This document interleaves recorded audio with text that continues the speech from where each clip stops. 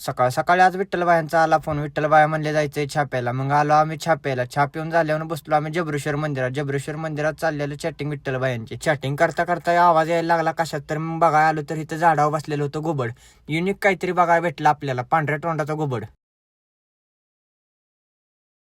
घुबड बघता बघता आपल्याला आला करणबायांचा फोन. करणबाया म्हणले कुठे, म्हणलं आलोच 5 मिनिटात रूमवर. गेल्या गेल्या लगेच गडी पण आला बाहेर. आल्या आल्या मग आपली झाली चेष्टा चालू. सुयश भाई बघा कशा चावी फिरवतात. चावी फिरवून झाल्यावर त्यांचा आला हायकोर्टाचा फोन. हायकोर्टाचा फोन लय दिवसात ना आल्यामुळे गडी नाचायच लागला, काही सुचनाच गाड्याला. करणबायांना म्हणलं जातो आता. मग आलो सुयश भाईंना रूमवर सोडायला. सुयश भाईंना रूमवर सोडला आणि गडी चालला हातात चपल्या घेऊन, कारण का रूमचा मालक ऐकल ना चपल्यांचा आवाज. मग विठ्ठलबाईंनी आपल्याला पण घरी सोडलं आणि विठ्ठलबाया पण गेले घरी.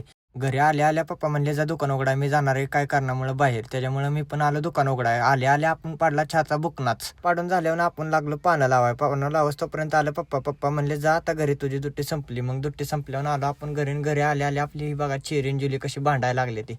भांडता भांडता बघा कशी एकामेकाला दात लागलं तरी भांडते ती. भांडून झाल्यावर मग ठेवल्या पिंजऱ्यात बांधून ठेवल्यावर हसकी लागली आपली बघा. त्याच्यामुळे तिला पण म्हणलं चला आंघोळ करायला. आंघोळ करून झाल्यावर आपण घेतला हसकीचा पिंजरा धुयला. हसकीचा पिंजरा दोस्तोपर्यंत आपल्या आला आबेचा फोन. आबे म्हणला चल मला कॉलेजला सोडून ये. मग गेलो आपण कॉलेजला सोडायला. आपला शिवभाव बघा अजून जर्नल, कॉलेज संपलंय तरी जर्नल लिहितोय अजून पण. आब्याला सोडलं कॉलेजला आणि संकेत भाऊला घेऊन आलो आपण इकडे लॅमिनेशन करायला.